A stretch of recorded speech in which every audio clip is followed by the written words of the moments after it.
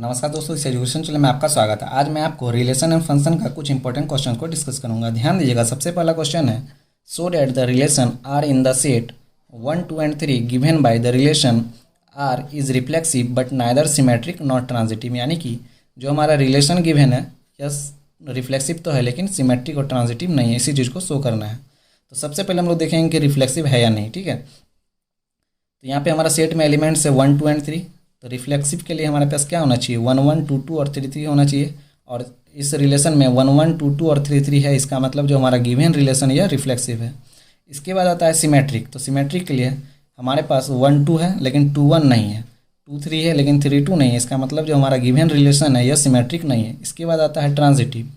तो ट्रांजिटिव के लिए यहाँ पर 1, 2 है, 2, 3 है लेकिन 1, 3 नहीं है, इसका मतलब जो हमारा गिवन रिलेशन यह ट्रांजिटिव नहीं है। तो इसी चीज़ को लिखे हैं, R is reflexive since 1, 1, 2, 2 and 3, 3 line R. Also, R is not symmetric as 1, 2 belongs to R but 2, 1 does not belongs to R. Similarly, R is not transitive as 1, 2 belongs to R and 2, 3 belongs to R but 1, 3 does not belongs to R. Next question है, so that the function f from real number to real number defined as fx is equal to x square is neither 1, 1 nor 1, 2। यानी कि जो हमारा function है वो न ही 1, 1 है और न ही 1, 2 है, इसी चीज़ को शो करना है। तो सबसे पहले हम लोग क्या करेंगे कि x के जगह -1 पुट करेंगे। जब हम लोग x के जगह -1 पुट करेंगे तो यहाँ से क्या हो जाएगा, -1 का स्क्वायर, और -1 का स्क्वायर क्या होता है 1। और x के जगह यदि हम लोग 1 पुट करेंगे तो यहाँ भी हमारा वैल्यू 1 ही आएगा। इसका मतलब दो अलग अलग एलिमेंट्स का जो हमारा इमेज है वो सेम आ रहा है, इसका मतलब जो हमारा फंक्शन है वो 1, 1 नहीं है। इसके बाद आता है ऑन टू। तो ध्यान दीजिएगा, the element -2 in the codomain R is not image of any element x in the domain R। यानी कि जो हमारा कोडोमेन है वहाँ पे हमारा कोई भी नेगेटिव वैल्यू नहीं आएगा, क्योंकि हमारे पास फंक्शन क्या है, fx equal to x square है, और जो हमारा फंक्शन डिफाइंड है वो real number to real number है। इसका मतलब है जो हमारा फंक्शन है वो ऑन टू नहीं है। अगला एग्जाम्पल है, if the set A has 3 elements and the set B has 3 elements then find the number of elements in A cross B।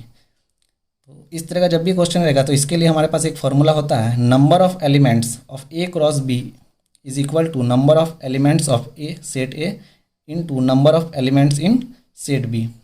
तो number of elements set A में हमारा कितना है, 3 है, और number of elements set B में भी 3 है, यानी कि 3 × 3 इक्वल टू 9। यानी कि total number of elements in the set A cross B कितना हो जाएगा, 9। नेक्स्ट टॉपिक है कॉम्पोजिशन ऑफ फंक्शंस।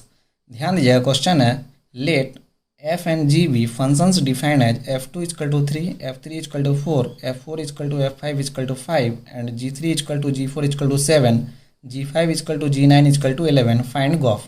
यानी कि हमें गॉफ फाइंड करना है। तो हम लोग जानते हैं कि गॉफ ऑफ x जो होता है वो होता है g ऑफ fx। तो सबसे पहले हम लोग फाइंड करेंगे गॉफ 2। तो यहाँ से हो जाएगा गॉफ 2 इक्वल टू हम लोग लिख सकते हैं g ऑफ f2, और f2 का वैल्यू हमारे पास कितना दिया है 3, यानी कि g ऑफ 3, और g3 का वैल्यू कितना है 7, यानी कि गॉफ 2 का वैल्यू हमारे पास कितना है 7। नेक्स्ट हमें फाइंड करना है गॉफ 3, क्योंकि यहाँ पर 3 है। ठीक है, गॉफ 3, तो गॉफ 3 यानी कि g ऑफ f3, और f3 का वैल्यू हमारे पास कितना है, f3 का वैल्यू है हमारे पास 4, यानी कि g ऑफ 4, और g4 का वैल्यू कितना है 7, यानी कि गॉफ 3 का वैल्यू कितना है 7।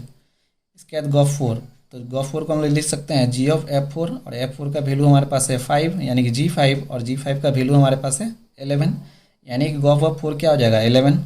नेक्स्ट है गॉफ 5, गॉफ 5 को हम लोग लिख सकते हैं g ऑफ f5, और f5 का हमारे पास वैल्यू है 5, तो g5 और g5 का हमारे पास वैल्यू है 11, यानी कि गॉफ 5 का भी वैल्यू कितना आएगा 11।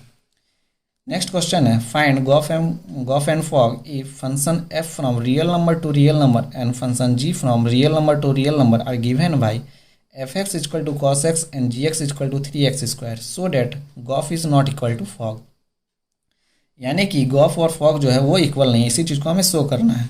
तो हमारे पास फंक्शन दिया हुआ है fx equal to cos x, और gx हमारे पास दिया हुआ है 3x स्क्वायर। तो सबसे पहले हम लोग फाइंड करेंगे गॉफ ऑफ x। तो हम लोग जानते हैं कि गॉफ x जो होता है वो होता है g ऑफ fx, और fx हमारे पास कितना दिया है cos x, यानी कि g ऑफ cos x। अब यहाँ पर एक चीज़ ध्यान दीजिएगा, gx जो है वो 3x स्क्वायर है, तो g ऑफ cos x, तो x के जगह हम लोग क्या रखेंगे cos x, तो यहाँ से क्या हो जाएगा 3 × cos x का होल स्क्वायर। तो उसी चीज़ को लिखे हैं 3 × cos x का होल स्क्वायर, यानी कि 3 cos स्क्वायर x। इसके बाद हम लोग फाइंड करेंगे Gauff of x, sorry fog of x. तो फॉग एक्स जो होगा उसको हम लोग लिख सकते हैं एफ ऑफ जी एक्स, और जी एक्स का वैल्यू हमारे पास दिया हुआ है 3x², यानी कि एफ ऑफ 3x², और एफ एक्स से भी हमारे पास कितना है कॉस एक्स, यानी कि एक्स है तो यहाँ पे कॉस एक्स है, तो यहाँ 3x² है तो क्या हो जाएगा कॉस 3x², यानी कि 3 cos² x is not equal to cos 3x² for x equal to 0। तो यहाँ से हम लोग देख सकते हैं कि गॉफ और फॉग जो है वो इक्वल नहीं है।